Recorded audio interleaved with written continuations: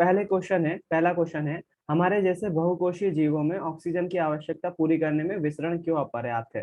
बेटा क्वेश्चन, पहली बात तो हमें एक एक शब्द अभी हमारे एग्जाम टाइम में जब आएगा टाइम वो अलग तरीका होगा। अभी क्वेश्चन पढ़कर एक एक शब्द समझ में आना चाहिए, क्वेश्चन बोलना क्या चाह रहा है हमसे, प्रैक्टिकली हमसे क्या चाह रहा है क्वेश्चन पूछना। क्वेश्चन पूछ रहा है, एक बार एक एक शब्द को गौर करेंगे जिसके बारे में आपको पता होना चाहिए। बहुकोषीय जीव कौन होते हैं? इंसान होते हैं, हम जानवर होते हैं बहुकोषीय जीव। एक कोशीय जीव कौन से होते हैं? अमीबा, पैरामीशियम जैसे। उनका एक कोशिका में पूरा शरीर होता है, बहुत छोटे होते हैं, सूक्ष्म होते हैं, नग्न आंखों से दिखाई नहीं दे सकते हैं, बहुत माइक्रोस्कोप से देख सकते हैं हम उसको। तो बहुकोषीय जीव, हम इंसान जानवर सभी बहुकोषीय जीवों में ऑक्सीजन की आवश्यकता की पूर्ति, उनके श्वसन के लिए ऑक्सीजन की आवश्यकता होती है, जाहिर सी बात है। श्वसन के लिए ऑक्सीजन की आवश्यकता की पूर्ति विसरण से करने में क्यों अपर्याप्त है, मतलब कि यदि हमारी त्वचा जो है वो सांस ले रही होती है, ऑक्सीजन त्वचा के त्वचा के थ्रू बॉडी में जा रही होती, तो क्यों हमारी विसरण, केवल विसरण के थ्रू अगर हम सांस ले रहे होते हैं तो ऑक्सीजन अपर्याप्त क्यों होती है हमारे में, हमारी बॉडी में अपर्याप्त क्यों होती? इसका आंसर कुछ इस तरह से रहेगा, रियल आंसर आपको कॉपी में मिल जाएगा, कॉपी में लिखा हुआ है। आप देख सकते हो, कभी भी ड्रॉप बॉक्स में अभी मैं नया चैप्टर और उस पर अपलोड कर रहा हूँ। तो अंशिका, अगर आपको भी अगर एक्सेस करना है तो वो ड्रॉप बॉक्स की लिंक दे दूंगा मैं। आप उस पर जैसे क्लिक करेंगे तो जो कॉपी जो इन लोग बच्चों को लिखवाए हुए हैं मैंने क्वेश्चन के आंसर, कॉपी सारी, हर एक चैप्टर वाइज जो है उस पर आप कभी भी पीडीएफ डाउनलोड कर सकते हो, देख सकते हो उसका आंसर, ऑनलाइन भी देख सकते हो, ड्रॉप बॉक्स ऐप डाउनलोड करके उस पर भी सारे नोट्स कभी भी एक्सेस कर सकते हो आप उसको। तो उसमें आपको आंसर अलग मिलेगा, लेकिन मैं यहाँ पर जो आपको क्वेश्चन के आंसर बता रहा हूँ वो उसका मूल समझा रहा हूँ, प्रैक्टिकली मतलब क्या, हम लिखने की दृष्टि से नहीं, मतलब है क्या वो चीज। तो विसरण के द्वारा कैसे ऑक्सीजन की प्रतिपूर्ति नहीं हो सकती पूरी तरह से, क्योंकि हम मल्टी सेल्युलर ऑर्गेनिज्म में हमारे बॉडी की जटिलता बहुत ज्यादा स्ट्रांग होती है, बहुत ज्यादा जटिल होते हैं, कॉम्प्लेक्स होती है हमारा बॉडी स्ट्रक्चर।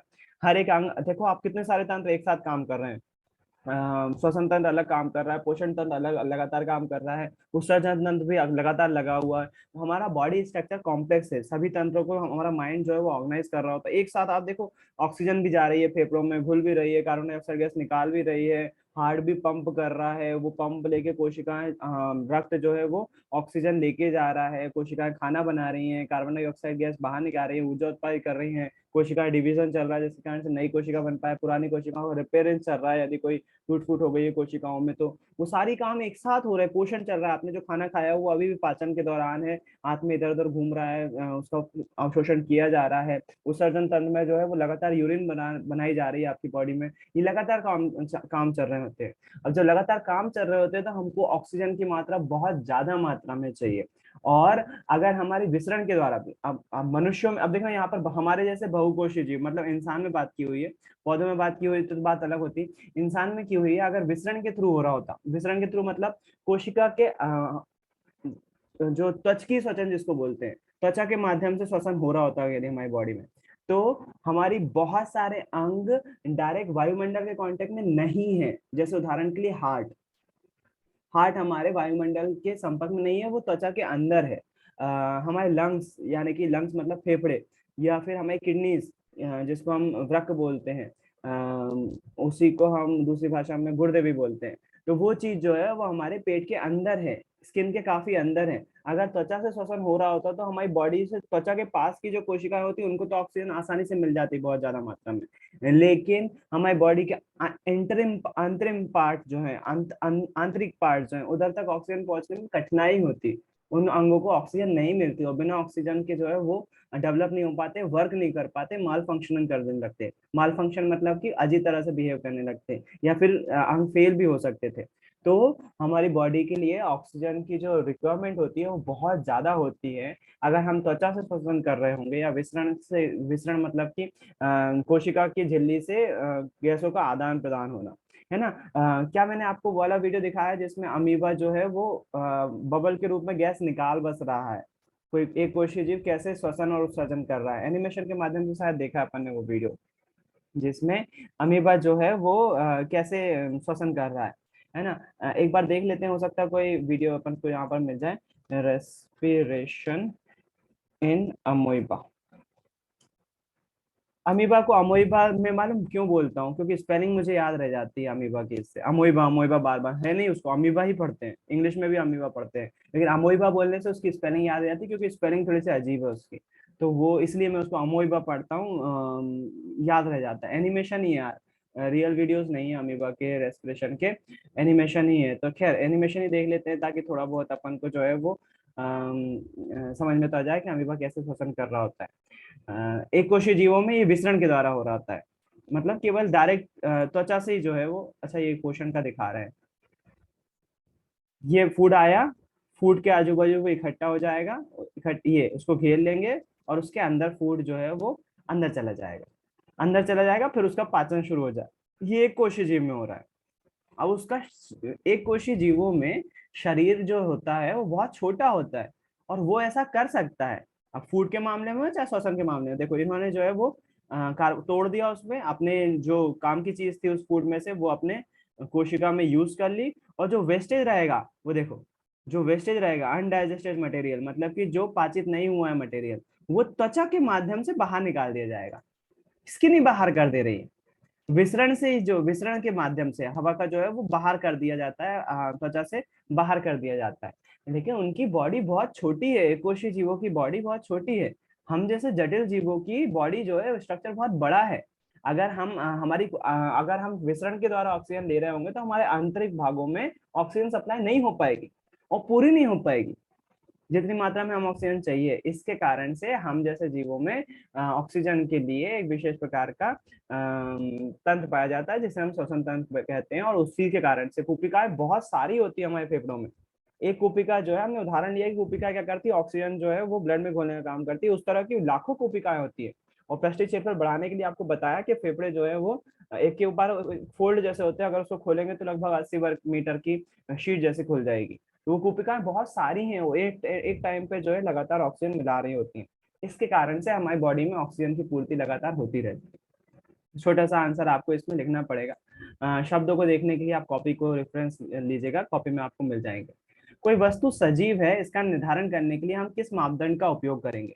तो चैप्टर के शुरुआत में ही यहाँ पर नहीं, सॉरी, वो तो अलग चैप्टर में कोई वस्तु सजीव है, मैंने शायद शुरुआत में ही आपको बोला था कि कोई वस्तु शायद अगर जिंदा है तो हम कैसे डिसाइड करेंगे वो जिंदा हो रही है। तो आप लोगों ने जवाब दिया था कि जिंदा लोगों की पहचान है कि वो लगातार बढ़ते रहते हैं, उनमें पोषण होता रहता है, उनकी हाइट बढ़ती रहती है, कुछ बच्चों ने आंसर दिया था।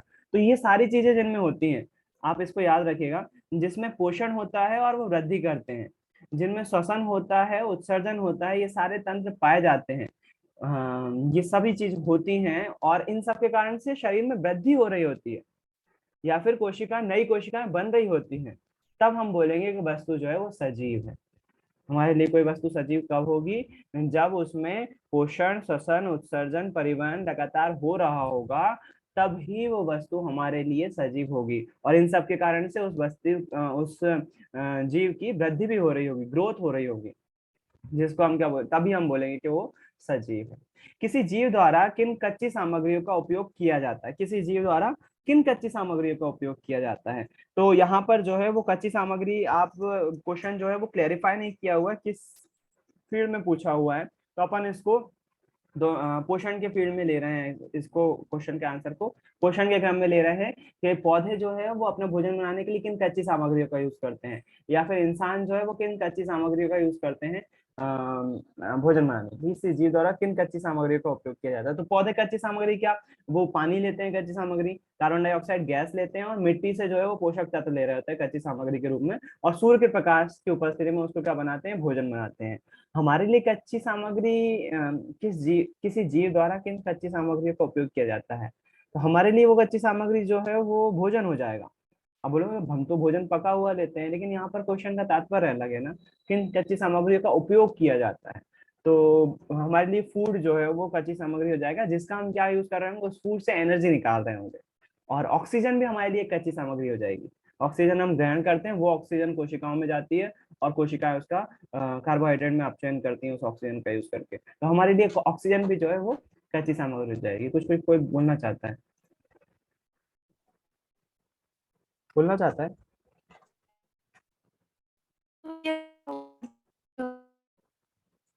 आवाज क्लियर नहीं आ रही बेटा।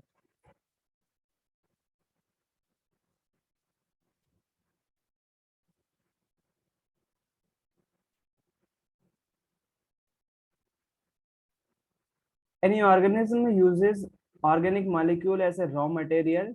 Heterotrophs use food and autotrophs use carbon dioxide, minerals and water.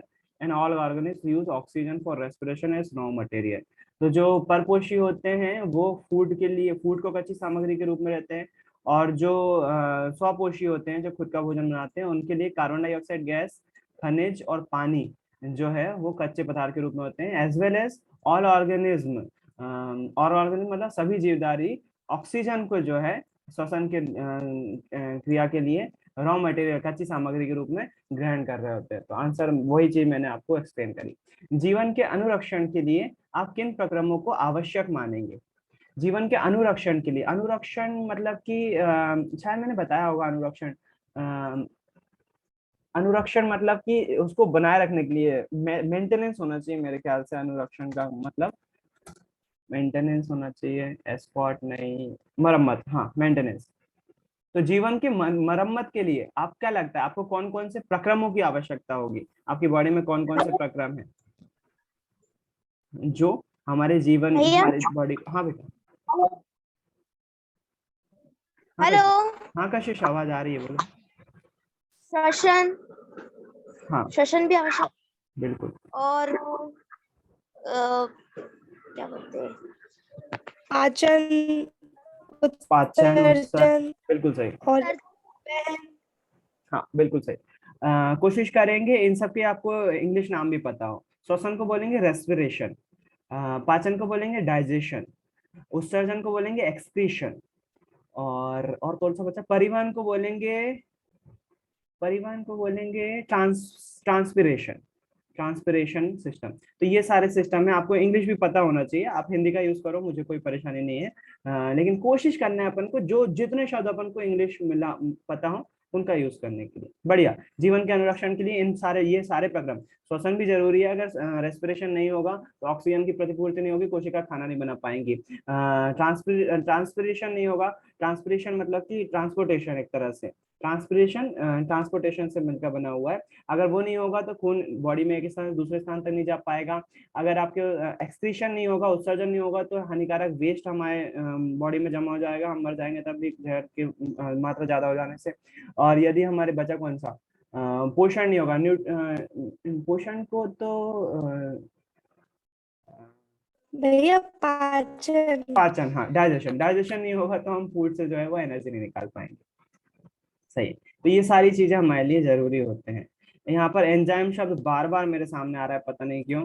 बेटा इसको अंडरलाइन कर लेना, एंजाइम के बारे में सब कुछ पता होना चाहिए। बुक में एंजाइम यहाँ पर बड़े शब्दों में लिख लेना। कुछ ऐसे केमिकल होते हैं जो कि हमारे भोजन, एक्चुअली रासायनिक अभिक्रिया को बढ़ा देते हैं, या फिर आप ये समझ सकते हैं हमारे शरीर के लिए उत्प्रेरक के तरह कुछ केमिकल होते हैं। उत्प्रेरक क्या होते हैं?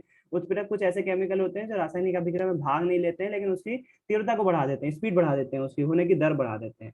एंजाइम क्या होते हैं? एंजाइम जो है वो जिम्मेदार है हमारे खाने, हमारे पेट में होते हैं एंजाइम, और एंजाइम जिम्मेदार हैं काय के लिए, जैव उत्प्रेरक होते हैं, और काय के लिए जिम्मेदार हैं भोजन में से न्यूट्रिएंट्स को निकालने के लिए, कार्बोहाइड्रेट, वसा, प्रोटीन वगैरह को निकालने के लिए।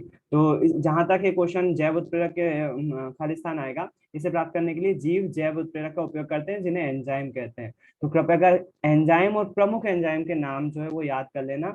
बुक में शायद ही मिले ये चीज, आपको थोड़ा सा अपनी तरफ से मेहनत करना पड़ेगी। बुक में मतलब बुक में है, लेकिन ऑब्जेक्टिव नहीं मिलेगा, बुक में क्वेश्चन नहीं मिलेगा एंजाइम को लेकर, लेकिन टीचर आसानी से बना सकता है उस पर क्वेश्चन। तो वो एंजाइम कहाँ है, वहां एंजाइम लिखा हुआ है। मनुष्य, अरे क्वेश्चन तो नहीं निकल रहा, नहीं निकले। वो क्वेश्चन वो यहाँ पर आएंगे, यहाँ पर हमारे एंजाइम के नाम लिखे हुए, पेप्सिन, रेनिन वगैरह यहाँ पर आए हैं। ये पेप्सिन एंजाइम आया हुआ है। पेप्सिन एंजाइम क्या करता है वो देख लेना। इसमें कुछ श्लेष्मा भी एक तरह का, श्लेष्मा एंजाइम नहीं है, श्लेष्मा है प्रोटीन पचा, पेप्सिन, पेप्सिन वही है, एक ही चीज आई है, और एक ऊपर आया होगा। तो हमारे जो है प्रमुख एंजाइम जो है वो थोड़ा सा याद रखना पड़ेंगे आपको। एंजाइम बार बार शब्द सामने आ रहा है, कृपया कर जो है वो, लार में भी एक एंजाइम होता है जिसे लार एमिलेज बोलते हैं। तो लार एमिलेज यहाँ पर भी एक एंजाइम है ना। क्या करता है ये, जटिल अणु को मंड मंड मंड मतलब होता है बेटा स्टार्च, हमेशा याद रखना। ये शब्द जो है वो बार बार यूज होगा। मंड मतलब स्टार्च। और स्टार्च कहाँ पाया जाता है? स्टार्च जो है, आपने शायद मेरे ख्याल से कभी खाने बनाने की वीडियो देखे होंगे, तो वो लोग कई बार जो है कॉर्न स्टार्च यूज करते हैं। या फिर आपने अगर हिंदी में आपने सुना होगा, तो हिंदी में आपने सुना होगा अरारोट का आटा सुना है? हाँ भैया। हाँ, वो स्टार्च ही है, व्हाइट कलर का पाउडर होता है। और अगर आप मंचूरियन खाते हो, जो ग्रेवी वाले मंचूरियन होते हैं ना, जिसमें ग्रेवी बनाई जाती है, तो उसको थिक करने के लिए स्टार्च ही यूज किया जाता है। अलग अलग तरह के स्टार्च होते हैं, कई कोई लोग भी किसी भी चीज का यूज कर लेते हैं। अच्छा, साबूदाने में भी स्टार्च पाया जाता है। साबूदाने में पाया जाता है, चावल में भी पाया जाता है, और आलू में भी पाया जाता है। आलू के में स्टार्च की उपस्थिति का तो हम टेस्ट भी करते हैं। आवाज क्लियर नहीं आ रही।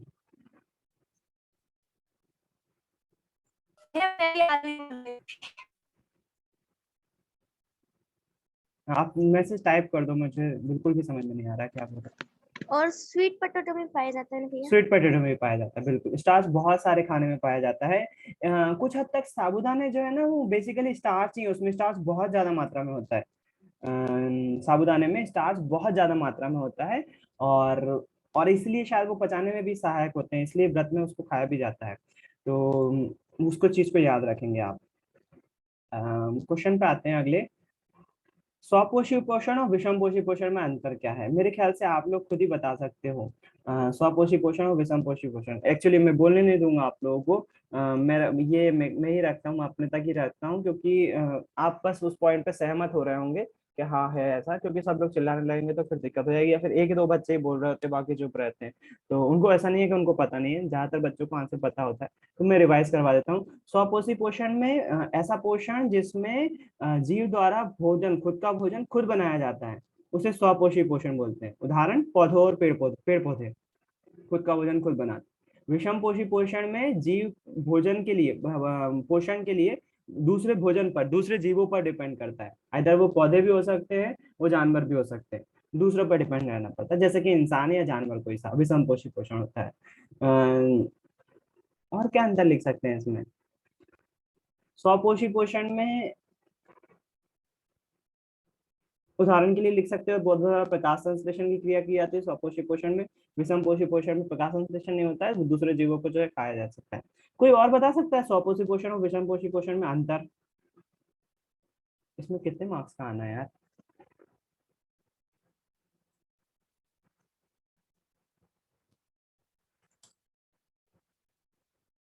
स्वपोषी पोषण परपोषी पोषण में अंतर बता सकता है क्या कोई और?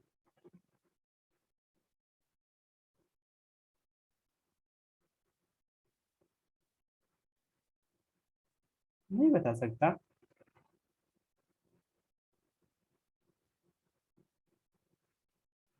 सोचो सोचो, थोड़ा सा आवश्यकता मिल जाए आपको कोई। हिंदी, अंग्रेजी सबसे लास्ट में होगा यार। साइंस और सोशल साइंस सबसे लास्ट में होते हैं। ये जय प्रक्रम से 3 ऑब्जेक्टिव, 2 नंबर का एक 4 नंबर का क्वेश्चन। 4 नंबर के हिसाब से स्वपोषी पोषण परपोषी पोषण में अंतर लिखना पड़ेगा, बताना चाहिए। In this model of nutrition organism makes synthesis on food, खुद का ही जो है वो भोजन बनाते हैं और पाचित भी खुद ही कर रहे होते हैं, इस पर दूसरे पे डिपेंड होते हैं। Organism use simple inorganic material like carbon dioxide and water in synthesis their food in presence of sunlight. प्रकाश संश्लेषण की परिभाषा लिख दी है। जीव जो है वो कार्बन डाइऑक्साइड गैस और पानी का यूज करके सूर्य के प्रकाश की उपस्थिति में उनका सिंथेसिस करते हैं, संश्लेषित करते हैं। cannot make their own food through simple inorganic matter depend on the organism for the food. इसमें जो परपोषी पोषण होता है, परपोषी पोषण में फूड के लिए दूसरों पे जिम्मेदार होते हैं। जो हमको पता था ना, वही इनको पता है, बस ये लोग जो है वो शब्दों में खेल रहे हैं। इन दोनों पोर्शन का एक मतलब है। All green plants and some algae undergo this mode of nutrition. कुछ पौधे और कुछ एल्गी शायद नाम सुना होगा। शैवाल बोलते हैं, शैवाल हिंदी में एल्गी। शैवाल जो होती है ना, हरे नील हरित शैवाल, जो तालाबों में दिख जाती है, हमको पत्थरों को चिकना कर देती है, इस तरह की शैवाल होती है। तो ये शैवाल जो है कुछ हद तक शैवाल जो है, कुछ पौधे और शैवाल जो है उसमें स्वपोषी पोषण हो रहा होता है। और the animals most bacteria and fungi undergo this mode of nutrition. सभी जीव जंतु, हम इधन दो हम भी, हम में भी क्या होता है, परपोषी पोषण होता है। तो इन्होंने भी 3 पॉइंट ही लिखे हुए हैं, इसके अलावा कोई पॉइंट नहीं लिखा हुआ है। प्रकाश संश्लेषण के लिए आवश्यक कच्ची सामग्री पौधा कहाँ से प्राप्त करता है?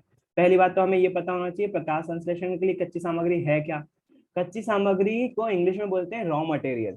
रॉ मटेरियल, अब कच्ची सामग्री का मतलब ये नहीं है कि भोजन, हम जो है सब्जी पका रहे हैं तो वो भोजन पका और कच्चा वो वाला नहीं है कि फल पका लिए, सब्जी पका ली तो वो पकी हुई हो गई कच्ची। यहाँ पर कच्ची सामग्री मतलब रॉ मटेरियल। जैसे उदाहरण के लिए मुझे जो है वो मुझे जो है वो पेंसिल बनाना है, मैं पेंसिल बनाने की फैक्ट्री खोल रहा हूँ, है ना, मुझे बधाई मत देना, खोल रहा हूँ पेंसिल बनाने की फैक्ट्री, मेरी पेंसिल खरीदना सब लोग हैं। तो ये पेंसिल बनाने की फैक्ट्री के लिए मुझे कच्ची सामग्री के रूप में क्या चाहिए होगा, रॉ मटेरियल के रूप में क्या चाहिए होगा, मुझे सबसे पहले चाहिए होगी लकड़ी है जिससे पेंसिल बनाऊंगा। दूसरी, मुझे ग्रेफाइट की छड़ चाहिए होगी जो कि मैं पेंसिल की निब बनाऊंगा, जिससे ग्रेफाइट की छड़ चाहिए होगी मुझे। तो और उसके बाद मुझे इस पे कलर भी करना है, तो मुझे कलर चाहिए होगा, रेड ब्लैक और व्हाइट कलर चाहिए होगा। ये सब मेरी कच्ची सामग्री हो जाएगी, रॉ मटेरियल हो जाएंगे। और फिर इस कच्ची सामग्री का यूज करके मैं जो है वो फैक्ट्री में पेंसिल बनाऊंगा।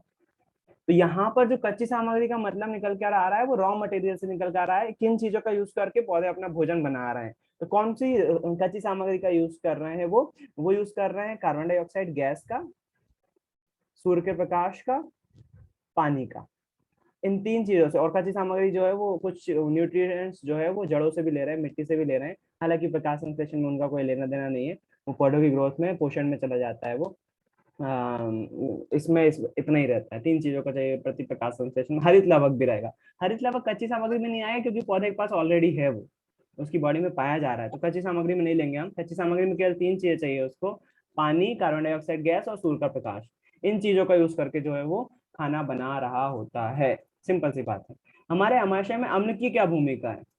कोई बताना हेलो चाहेगा? एसिड क्या कर रहा है हमारे पेट में, क्यों, किस काम हेलो का है वो? हाँ कशिश, भैया, आवाज सुनाई नहीं दे रही क्या? आप सुनाई दे रही है, पहले नहीं थी।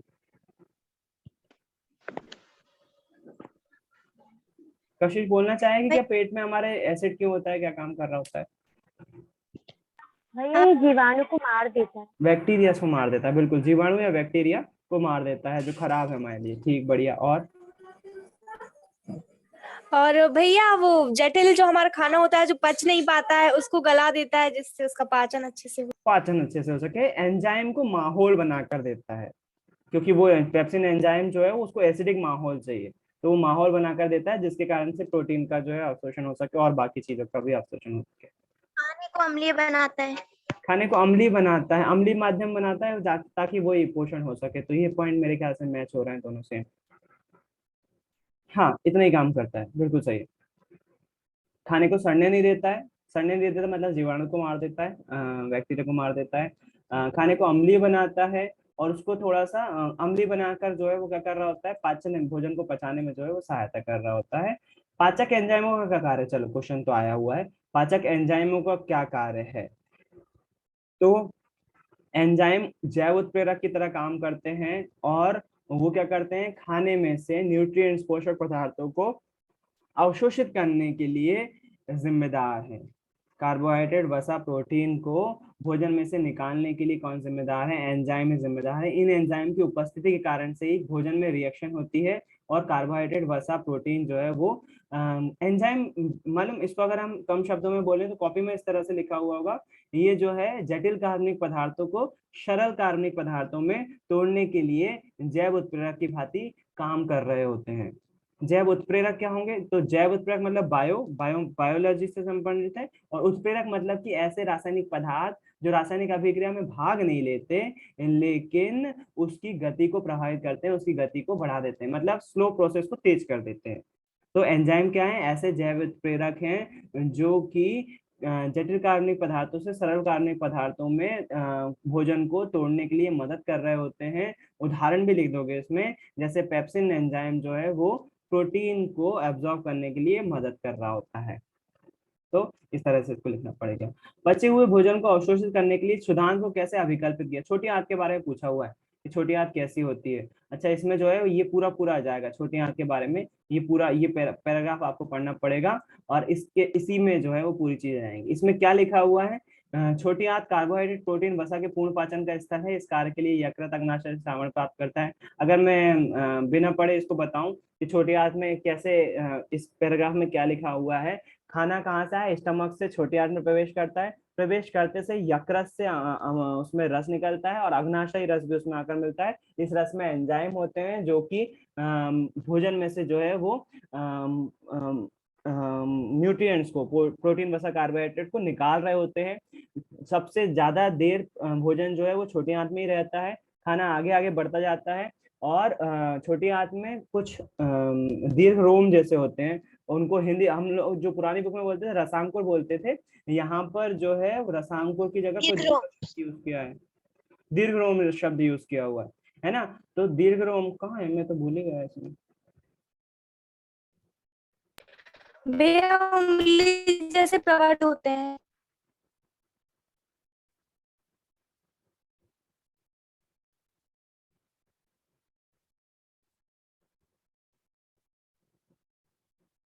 हाँ, अंगुली जैसे प्रवर्ध होते हैं जिन्हें दिनों के नीचे वाले में आया था, ठीक। तो इसमें जो है वो छोटी आंत में वसा बड़ी गुलिकाओं के रूप में होता है, उस पर एंजाइम का कार्य करना मुश्किल होता है, पित्त लवण उन्हें छोटी एंजाइम में घटित कर देते हैं जिससे एंजाइम की क्रियाशीलता, अगर गोल गोल चीज होती है कोई चीज तो उसका पृष्ठीय क्षेत्रफल, अगर कोई बड़ा चीज है तो उसका पृष्ठीय क्षेत्रफल कम हो जाता है, उसको छोटे छोटे टुकड़ों में बांटना जरूरी है ताकि वो आसानी से रिएक्ट कर सके। जैसे कि नमक, अगर मान लो नमक डिल्ले के रूप में है, पूरा खड़ा नमक है, उसको पानी में घोलना कठिन होगा, अगर नमक पिसा हुआ है तो आसानी से पानी में घुल जाएगा। वैसे यहाँ पर बोला हुआ है वसा इकट्ठा है यदि तो उसको तोड़ना, एंजाइम उस पर काम नहीं कर पाएंगे, केमिकल रिएक्शन नहीं हो पाएगी, तो उसको पहले तोड़ लिया जाता है, छोटी आंत ही कर रही होती है ये काम, और तोड़ने के बाद जो है वो उसको उसमें से जो है वो वसा को निकाल रही होती है। पित्त लवण, पित्त लवण मतलब कि जो पित्तरस निकल रहा होता है ना लीवर से, जो यकृत से पित्तरस निकल रहा होता है वही इसको तोड़ रहा होता है। ये साबुन पर मैल का इमल्सीकरण की तरह, जिसके विषय में हम अध्याय 4 में पढ़ चुके हैं, आज ही पढ़ा है अपन ने यह स्कूल में, यह साबुन पर मैल पर इमल्सीकरण की तरह, जिसके विषय में हम अध्याय 4 में पढ़ चुके हैं। तो साबुन का मैल पर इमल्सीकरण की, जैसा साबुन मैल को निकाल कर अलग कर देता है ना, वैसे ये भी जो है इसी तरह से काम कर रहे होते हैं। अग्नाशय, अग्नाशयी रस का स्रावण करता है जिसमें प्रोटीन पाचन के लिए ट्रिप्सिन एंजाइम होता है।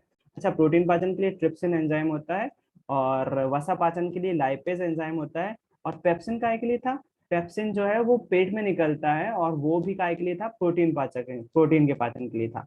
तो प्रोटीन बॉडी ज्यादा एब्जॉर्ब कर रही है, पेट में भी एब्जॉर्ब कर रही है, छोटी आंत में भी। ये पेप्सिन एंजाइम जो है वो कहाँ नहीं कर रहा है, वो स्टमक में नहीं कर रहा है, अमाशय में नहीं कर रहा है, जबकि यहाँ ट्रिप्सिन एंजाइम जो है वो प्रोटीन, ये भी प्रोटीन एब्जॉर्ब कर रहा होता है, ये छोटी आंत में निकल रहा होता है बस, है ना। फिर उसके बाद इसमें उपस्थित एंजाइम अंत में प्रोटीन को अमीनो अम्ल में, अच्छा ये याद रखना है कि जो एंजाइम क्या करते हैं, प्रोटीन को अमीनो अम्ल में, जटिल कार्बोहाइड्रेट को ग्लूकोज में और वसा को वसा अम्ल तथा ग्लिसरॉल में परिवर्तित कर देते हैं। ये भी एंजाइम का ही काम है। एक्चुअली जो ये प्रोटीन है ना, ये जटिल कार्बनिक पदार्थ है, कार्बोहाइड्रेट जटिल कार्बनिक पदार्थ है, वसा जटिल कार्बनिक पदार्थ है। इसको सरल कार्बनिक पदार्थों में, जैसे प्रोटीन को सरल कार्बनिक पदार्थ क्या होगा, अमीनो अम्ल, जटिल कार्बोहाइड्रेट का सरल कार्बनिक पदार्थ क्या होगा, ग्लूकोज, और वसा का सरल पदार्थ क्या होगा, अम्ल, वसा अम्ल और ग्लिसरॉल। ये सरल कार्बनिक पदार्थों में तोड़ लिया जाता है। बॉडी इसी को जो है वो एब्जॉर्ब कर रही होती है, किसको, अमीनो अम्ल, अमीनो एसिड जिसको बोलते हैं, ग्लूकोज और वसा अम्ल या ग्लिसरॉल, बॉडी इसी को एब्जॉर्ब करती है। ये सबसे सरलतम रूप होता है और इसी को जो है वो बॉडी जो आंत है जो ब्लड में घोल रही होती है, यही जो है वो कोशिकाओं तक पहुंचता है, अमीनो अम्ल, ग्लूकोज और वसा अम्ल और ग्लिसरॉल। कई बॉडी बिल्डर्स जो है वो अमीनो एसिड का यूज करते हैं अपनी बॉडी बनाने के लिए, तो वो जो है डायरेक्ट एमिनो एसिड खा रहे होते हैं, प्रोटीन की जगह डायरेक्ट एमिनो एसिड खा रहे होते हैं, तो आंत में जल्दी एब्जॉर्ब हो जाता है। जैसे ही पेट में जाता है वो, आंत उसको डायरेक्ट उसी फॉर्म में एब्जॉर्ब कर लेती है और वो बॉडी पर तुरंत असर करते हैं, बहुत ज्यादा जल्दी असर करते हैं। यदि हम प्रोटीन खाएंगे तो प्रोटीन को पहले बॉडी कन्वर्ट करेगी अमीनो एसिड में, अमीनो एसिड एब्जॉर्ब किए जाएंगे और बॉडी पर काम करेंगे, थोड़ा सा टाइम ज्यादा लगेगा, इसमें नेचुरल प्रोसेस रहेगी। क्या हो, डायरेक्ट अमीनो अम्ल खा लें जो कि खाए जाते हैं, कई लोग जो है वो बॉडी बिल्डिंग करते समय इसको खा रहे होते हैं। तो इस तरह से जो है वो छोटी आंत में पाचन चल रहा होता है। अगले क्वेश्चन कंटिन्यू करते हैं, एक बार फिर से ज्वाइन कर लो अगर समझ में आ रहा है तो। एक बार फिर से ज्वाइन करो फटाफट से।